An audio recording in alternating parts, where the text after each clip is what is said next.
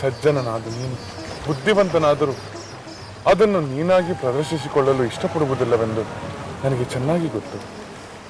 ಅಯ್ಯೋ, ಎಲ್ಲಾದರೂ ಉಂಟೆ ಪ್ರಭು ರಾಮಚಂದ್ರ. ನಾನು ನಿಮ್ಮ ಭಕ್ತನೇ ಹೊರತು ಮಹಾಶಕ್ತನಲ್ಲ. ಅದೇನಾದರೂ ಇರಲಿ, ಮೊದಲು ನಿನ್ನ ಅಭಿಪ್ರಾಯವೇನೆಂದು ಹೇಳು ವಾಯುಪುತ್ರ. ಹೇಳುತ್ತೇನೆ ಲಕ್ಷ್ಮಣ, ಖಂಡಿತ ಹೇಳುತ್ತೇನೆ. ಸುಗ್ರೀವ ಪ್ರಭು, ಅಂಗದ ಮೊದಲಾದ ವಾನರ ವೀರರು ವಿಭೀಷಣನನ್ನು ನಮ್ಮ ಪಕ್ಷಕ್ಕೆ ಸೇರಿಸಿಕೊಳ್ಳುವುದರಿಂದ ಉಂಟಾಗಬಹುದಾದ ಆಪತ್ತುಗಳ ಬಗ್ಗೆ ಹೇಳಿದ್ದಾರೆ. ಆದರೆ ಅದರಲ್ಲಿ ದೋಷ ಇದೆ ಎಂದು ನನ್ನ ಭಾವನೆ.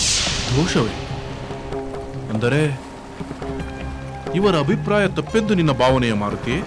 ಹಾಗಲ್ಲ, ಆದರೆ ಅವರು ಹೇಳಿದಂತೆ ಪರೀಕ್ಷೆ ಮಾಡಲು ಈಗ ಸಮಯವೂ ಇಲ್ಲ, ಸಾಧ್ಯವೂ ಇಲ್ಲ. ಹಾಗಾದರೆ ವಿಭೀಷಣ ಯೋಗ್ಯನೆಂದು ಅಂಗೀಕರಿಸಬೇಕೆ?